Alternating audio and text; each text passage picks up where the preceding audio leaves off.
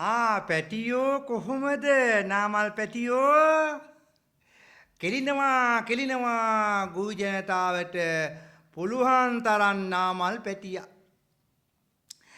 නාමල් කරුණාරත්න එදා පුළුවන් තරම් ගොවි ජනතාවත් එක්ක ගොවියොත් එක්ක පාරේ ඉදගෙන මහපාරේ උද්ඝෝෂණය කරමින් ගොවියෝ අන්ධ වෙමින් ගොවියන්ගේ අමුඩා ගස්ස වෙමින් පොරෝ කැටි තීවි මන්නා තීමින් දෑ කැටි තීමින් උදලේ තීමින් කරන්න බැරි හැමදේම නාමල් කරුණාත ගොවියොත් එක්ක අන්තිමට ගොවියොත් එක්ක අර ගොයන් ගසුත් කෑවා අපි දැක්කනේ දැන් ගොවියන්ට පුළුවන් තරම් මේ නාමල් කරුණාරත්න මහත්මයා නැත්නම් ඇමරිතුමෝ නියම ලස්සනට කෙලිනවා මෙන්න සහල් මේ බලන්න මේ සහල් දැන් ඒතුමා කියනවා වී කිලෝකින් හාල් කිලෝග්‍රෑම් 650ක් ගන්න පුළුවන් ග්‍රෑම් 650 කිලෝකින් ගන්නවා දැන් මෙතන මං හාල් කිලෝ ගත්ත රුපියල් 200 ගණක් වුණා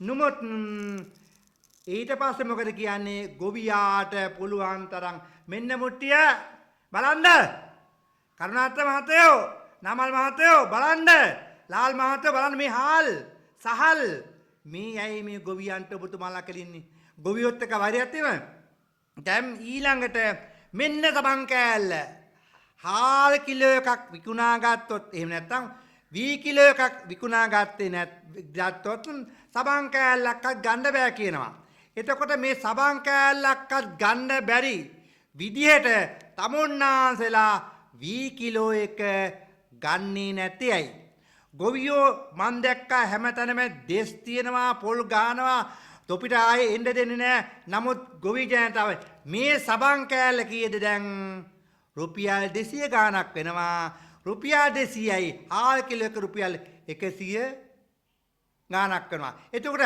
සහල් ග්‍රෑම් 650කින් හො 3 දෙනෙකුට කන්න පුළුවන්. යකෝ තොපිට පිස්සු උඹලගේ ගෙවල් වල කී දෙනෙක් ඉන්නවද? බලාගේ ගෙවල් වල කී දෙනෙක් ඉන්නවද කන්න? හාල් ග්‍රෑම් 650කින් කන්න පුළුවන්ද? බෑනේ අමාත්‍යතුමෝ.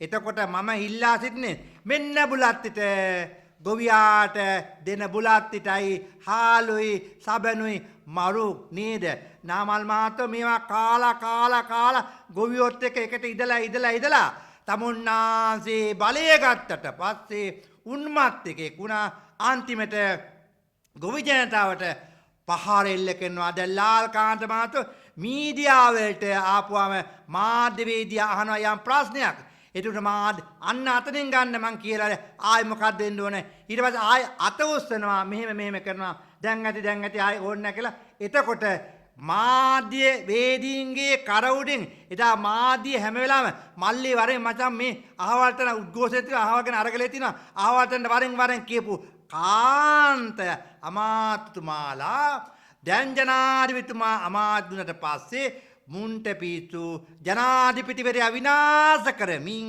ජනාධිපතිතුමාගේ ගරුත්වය ආරක්ෂා නොනේද මේගොල්ලන් මේ මිනිමිට ගොවි ජනතාවත් එක්ක හැප්පෙනවා ගොවියොත් එක්ක හැප්පෙනවා අර මඩ සෝදාගත් කල ගොවියා රජ කිව්වා වගේ නමුත් මේගොල්ලන් එක අනිත් පැත්තට හැරුවා නමුත් ගොවි ජනතාව නියමාකාර වෛද්‍ය නලින්දට ලාල්කාන්තට නාමල්ට ලස්සනට පිළිදුන්නා වෛද්‍ය නලින්ද ජයතිස්ස මැතිතුමා කොහෙවත් නැති පරිප්පුවක් එයා කරනවා දැන් වසන්ත සමරසිංහ කොහාල් ගෙන්නලා අපි බලමු වී සහල් කරන්න හැටි අපි බලා ගන්නම්කෝ කොහොමද මහත්තයෝ බලන්නේ මේ වෙන විට අස්වැන්න නෙලමින් සමහතයන් වල කටයුතු කරනවා අස්වැන්නට තනක් දෙන්න අඩුම ගාන ඔබතුමා කිව්වා අපේ සහ රටකටවත් යන්නේ නැහැ කියලා ඔබතුමාලා වැරදි ඔබතුමා අපේ රටේ සහල් යම් රටවලට කාලයක් ගියා ඒව නැති කරේ කවුද